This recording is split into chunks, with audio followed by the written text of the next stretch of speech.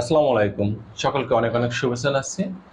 আমাদের অনেক নারী এবং পুরুষ আছেন। দেখা যায় যখন তারা সহবাস করতে যান বা সেক্স করতে যান, তখন তার স্ত্রীর ভ্যাজাইনাটা ড্রাই থাকে বা শুষ্ক থাকে। আর স্ত্রীর যোনিপথটা শুষ্ক থাকার কারণে তারা কিন্তু সহবাস করে পরিপূর্ণ সুখ ও ভালো লাগাটা খুঁজে পান না। এবং এই ক্ষেত্রে নারীর পাশাপাশি পুরুষ বেশি কমপ্লেইন করে থাকেন যে আসলে আমার স্ত্রীর ভ্যাজাইনাটা শুষ্ক থাকার কারণে আমি কোন প্রকার যৌনমিলন করতে পারছি না বা করে আমি পরিপূর্ণ সুখ লাভ করতে পারছি না। এক্ষেত্রে এমন কোনো জেলি আছে কিনা বা এমন কোনো মেডিসিন আছে কিনা যেটা ব্যবহারের মাধ্যমে জায়গাটা পিচ্ছিল করতে পারি এবং পরিপূর্ণ যৌন সুখ গ্রহণ করতে পারি। তো এক্ষেত্রে আপনারা জেলিটা কিভাবে ব্যবহার করবেন এবং জেলিটার উপকারিতাগুলো কি কি বিষয় নিয়ে আলোচনা করব।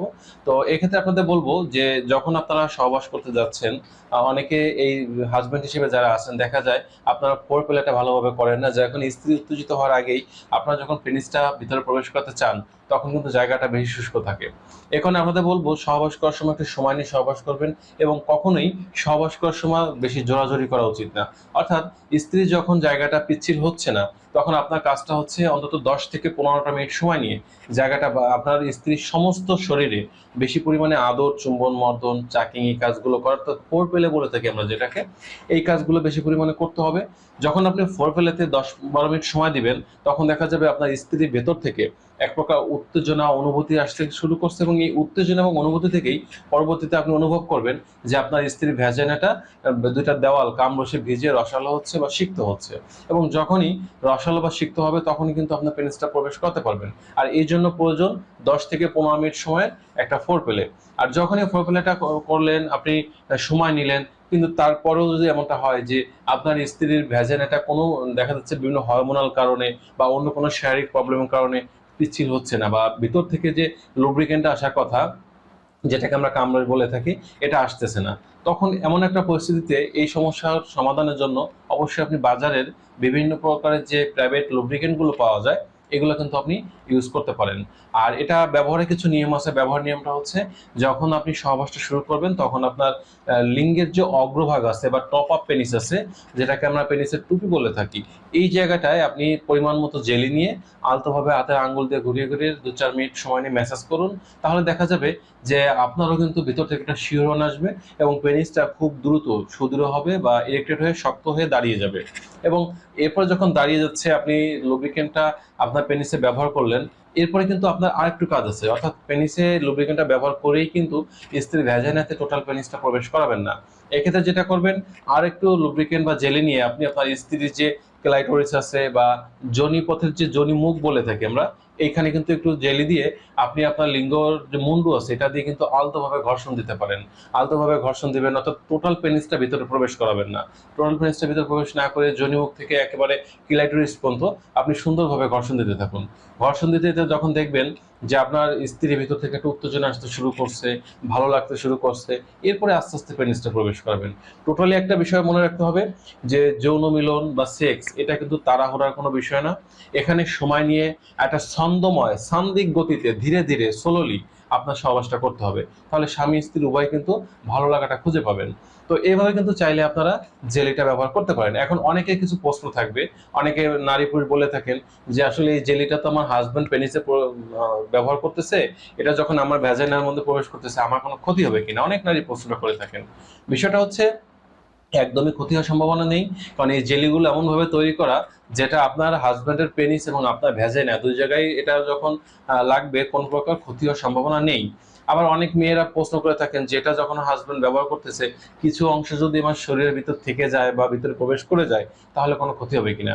না, আসলে এভাবেও কোনো ক্ষতি হওয়ার সম্ভাবনা নেই, কারণ এটা এমন কিছু উপাদান দিয়ে তৈরি যেটা আসলে এই ধরনের ক্ষতির সম্ভাবনা নেই এবং এটা কিন্তু এই জায়গার জন্যই চিকিৎসা বিজ্ঞানী যারা আছেন তারা তৈরি করেছেন। আবার অনেকে প্রশ্ন করেন যে এই আমি শুনেছি যে প্রাইভেট লুব্রিকেন্ট বা জেলিগুলো ব্যবহার করলে পরিপূর্ণ তৃপ্তি বা ভালো লাগাটা খুঁজে পাওয়া যায় না, এখানে নাকি অনুভূতি কিছুটা কম থাকে। না, এটাও একদম ভুল কথা। কারণ আপনার জায়গাটা আপনার ভেজাল যদি শুষ্ক থাকে তাহলে তো আপনার হাজবেন্ড টোটাল পেনিসটাই প্রবেশ করতে পারবেন না, তাহলে আপনারা সহবাসের সুখটা পাবেন কিভাবে? আর সহবাসের সুখটা পেতে হলে বা সেক্সের মজাটা পেতে হলে তো অবশ্যই আপনার এই লুব্রিকেন্ট ব্যবহারের কোনো বিকল্প নেই, এটা তো মাথায় রেখে আপনার এটা ব্যবহার করতে হবে।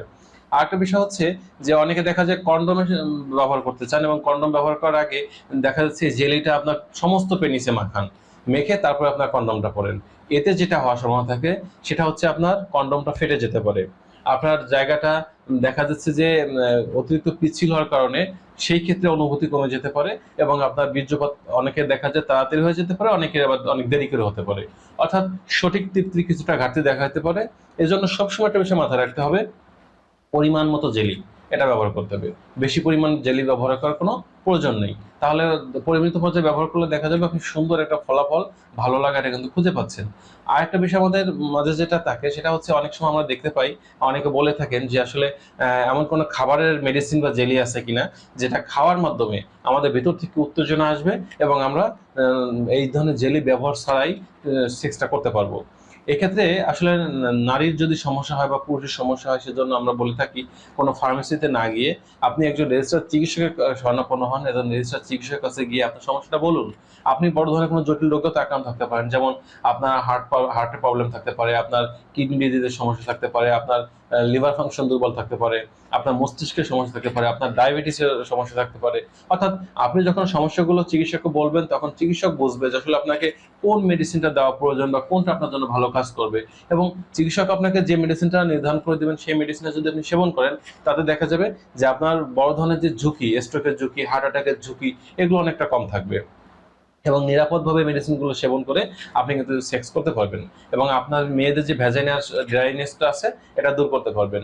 আরেকটা বিষয় হচ্ছে, অনেক নারী পুরুষ বলে থাকেন যেমন কোনো মেডিসিন আছে কিনা যেটা খাওয়ার সাথে সাথে 2-1 মিনিটের মধ্যে আমার উত্তেজনাটা বৃদ্ধি পাবে বা আমি সহবাস করার জন্য আগ্রহ সৃষ্টি হবে আমার মধ্যে, এমন কোনো মেডিসিন আছে কিনা। এক্ষেত্রে আপনাদের বলবো যে আমাদের মানব শরীরটা সিস্টেম অনুযায়ী কাজ করে, এখানে জোরাজোরি কিছু করা যাবে না। এক্ষেত্রে আমরা বলি সবসময় যে সহবাসের জন্য আমরা যে মেডিসিনগুলো খেতে বলি, যেটা উত্তেজক, যৌন উত্তেজক মেডিসিন বলে থাকি, এগুলো অবশ্যই কমপক্ষে আধা ঘন্টা আগে খেতে হবে এবং এটা কাজ কিন্তু শুরু করে ন্যূনতম আধা ঘন্টা পর থেকে। অর্থাৎ আপনি আধা ঘন্টা থেকে 2 ঘন্টা আগে এটা খেতে পারেন। 1 থেকে 2 ঘন্টা আগে যদি খেতে পারেন তাহলে দেখা যাবে যে আপনি পরিপূর্ণ যে ভালো লাগাটা বা আপনার যে উন্নতিটা এটা আপনি অনুভব করতে পারছেন। এজন্য কোনোভাবেই আপনারা এমন কোনো চিন্তা করবেন না যে 2-1 মিনিটের মধ্যে উত্তেজনা বৃদ্ধি হবে এমন কোনো মেডিসিন আমরা খাবো। এজন্য অতিরিক্ত ডোজ বা ওভারডোজ বলে থাকি, এটা কখনোই সেবন করা উচিত না। এটা আমাদের ভালো থেকে খারাপ দিকটা বয়ে আনতে পারে বেশি। এই বিষয়গুলো খেয়াল রাখতে হবে। তো বন্ধুরা, এই ছিল আজকের বিষয়। আর তাছাড়া আমাদের কিছু নারীরা আছেন, তারা দেখা যায় যে বলে থাকেন যে আসলে আমার এই সমস্যার পার্মানেন্ট কোনো সলিউশন আছে কিনা। হ্যাঁ, পার্মানেন্ট সলিউশন যদি আমরা বলে থাকি সেক্ষেত্রে কিছু মেডিসিন আছে যেগুলো সম্পূর্ণ পার্শ্ব প্রতিক্রিয়া ন্যাচারাল মেডিসিন, যেগুলো আসলে আপনি যদি রোগী হয়ে থাকেন তাহলে স্ক্রিনে যাওয়ার যে নাম্বারটা আছে এই নাম্বারে ফোন করে আপনার সমস্যা, বয়স সবকিছু বললে এজন্য যে মেডিসিনগুলো আছে এটা আপনি সংগ্রহ করতে পারবেন বা আমাদের থেকে নিয়ে এটা সেবন করলে 2 থেকে 3 মাস সেবন করলে পার্মানেন্ট ভাবেই আপনাদের ভ্যাজাইনাল যে ড্রাইনেস বা যোনি শুষ্কতা বা erectile dysfunction, female erectile dysfunction যেটা বলে থাকি, এই সমস্যাগুলো থেকে মুক্তি পেতে পারবেন। সকলে ভালো থাকবেন, সুস্থ থাকবেন। আজ এ পর্যন্তই। আল্লাহ হাফেজ।